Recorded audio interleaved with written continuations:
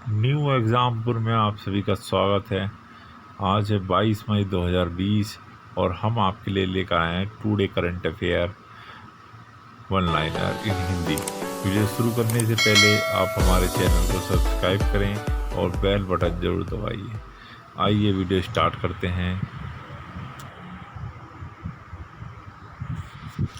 New Exampur today current affair 22 मई 2020।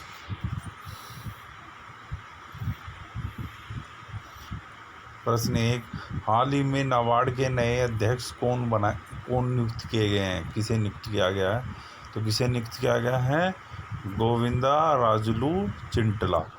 गोविंदा राजू चिंटला को नाबार्ड का नया अध्यक्ष बनाया गया है। नाबार्ड की फुल फॉर्म होती है national bank of agriculture and rural development.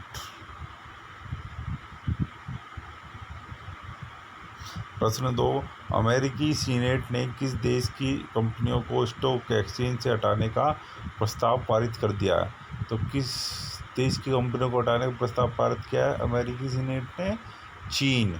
China के साथ अमेरिका की तनातनी चल रही है कोरोना वायरस को लेकर, इसलिए अमेरिका उसको प्रतिबंधित करता जा रहा है, इसलिए उसने स्टॉक एक्सचेंज से उनकी कंपनियों को हटाने का विधेयक पारित कर दिया है। विश्व बैंक ने हाल ही में कितने विकासशील देशों को 160 अरब डॉलर की मदद देने की घोषणा की है? तो कितने देशों को? 100 देशों को। 100 विकासशील देशों को 160 अरब डॉलर की मदद देने की घोषणा की है कोरोना वायरस से रोकथाम में मदद के लिए, और यह राशि उन्हें 15 महीने में दी जाएगी, थोड़ी थोड़ी कर। प्रश्न 4, CBSE बोर्ड ने 9वीं से कौन सी क्लास तक के स्टूडेंट्स के लिए साइबर सेफ्टी मैनुअल जारी किया? कौन सी क्लास तक के लिए? 12वीं कक्षा तक के लिए। 9वीं से 12वीं तक के लिए साइबर सेफ्टी मैनुअल जारी किया गया है CBSE द्वारा, जिससे उन्हें इंटरनेट पर क्या सर्च करना है और कैसे सर्च करना है, सेफ्टी रूल समझाए जा सकें।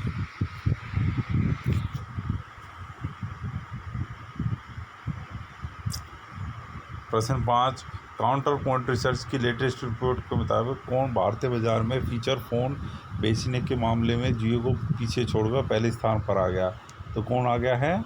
सैमसंग आ गया है फीचर फ़ोन बेचने के मामले में जियो को पीछे छोड़कर पहले स्थान पर, और दूसरे पे जियो है। और स्मार्टफोन में अब भी रियलमी MI फ़ोन ही सबसे पहले स्थान पर है। शाओमी, रियलमी पहले स्थान पर ही है। प्रश्न 6, डॉक्टर रमेश पोखरियाल निशंक ने हाल ही में नेशनल टेस्टिंग रिसर्च के लिए कौन सा मोबाइल ऐप लॉन्च किया है? तो कौन सा मोबाइल ऐप लॉन्च किया गया है? शिक्षा मंत्री ने, मानव संसाधन मंत्री ने? अभ्यास। मानव संसाधन मंत्री डॉक्टर रमेश पोखरियाल निशंक ने यह अभ्यास ऐप लॉन्च की है नेशनल टेस्ट के लिए, कि बच्चों को नेशनल टेस्ट जो होते हैं ऑनलाइन, उनके बारे में समझाया जा सके और उनकी प्रैक्टिस कराई जा सके।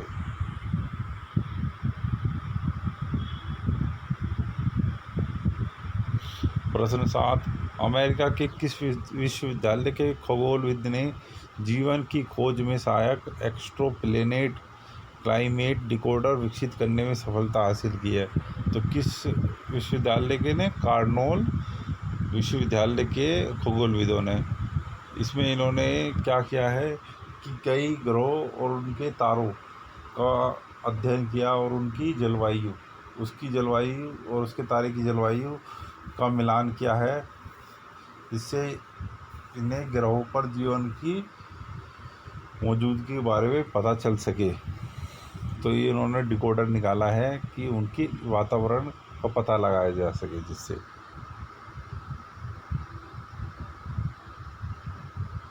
इसमें ग्रहों की सतह और सूरजों की जांच करने के बाद विकसित किया गया है इसे।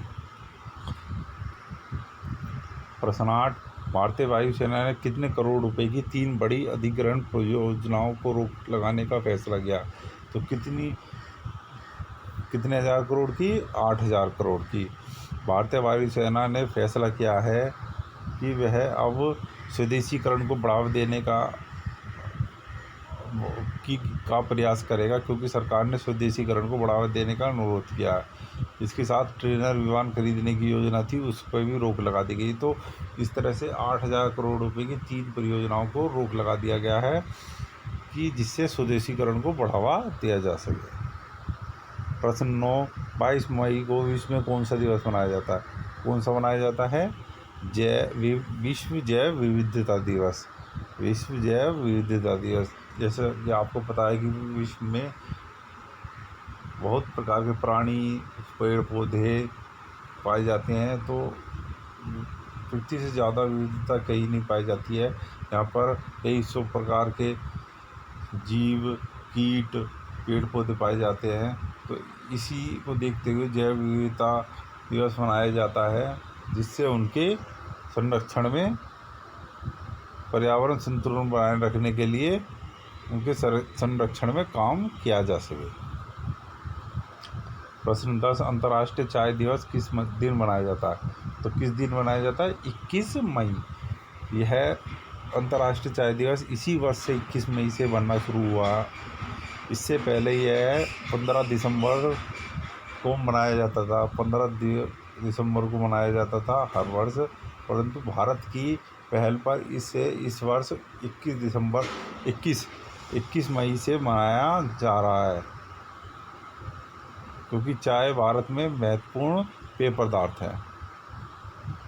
प्रश्न 11, आरबीआई ने 22 मई 2020 को रेपो रेट में कितने फीसदी की कटौती की घोषणा की है? कितने फीसदी की घोषणा की है? 0.4%। इससे पहले यह 4.40% थी, जो घटकर 4% रह गई है। रेपो रेट क्या होती है? रेपो रेट होती है जिस पर बैंक आरबीआई से कर्ज लेते हैं।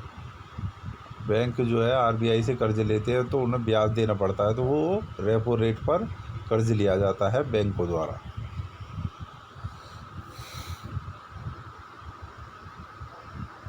प्रश्न 12, आरबीआई ने हाल ही में रिवर्स रेपो रेट को 3.7% से घटाकर कितने प्रतिशत कर दिया? तो कितने प्रतिशत कर दिया है रिवर्स रेपो रेट को? 3.35%। तो रिवर्स रेपो क्या होती है? जिस पर बैंक आरबीआई के पास अपना जो पैसा ज़्यादा रह जाता है उसको जमा करा देते हैं, तो आरबीआई उन्हें उसके बदले ब्याज देता है। तो उस रेट को रिवर्स रेपो कहा जाता है, जिसमें आरबीआई बैंकों द्वारा जमा धन पर उन्हें ब्याज देता है। प्रश्न 13, हाल ही में किस आईआईटी के अनुसंधानकर्ताओं ने अल्जाइमर की वजह से थोड़े समय के लिए जाने वाली याददाश्त को रोकने या कम करने हेतु नए तरीके विकसित करने का दावा किया? तो किसने किया है? ये आईआईटी गुवाहाटी के अनुसंधानकर्ताओं ने। अल्जाइमर रोग होता है जिसमें याददाश्त जाने की प्रवृत्ति पाई जाती है, याददाश्त ख़त्म होती रहती है धीरे धीरे।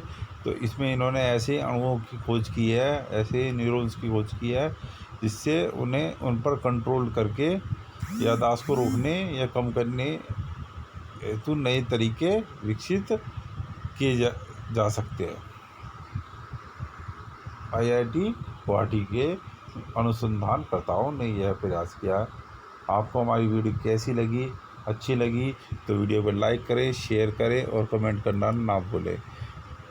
और वीडियो ख़त्म करने से पहले हमारे चैनल को सब्सक्राइब करना ना भूलें और बेल बटन ज़रूर दबाएं। आपका वीडियो को अंत तक देखने के लिए बहुत बहुत धन्यवाद। जय हिंद, जय भारत।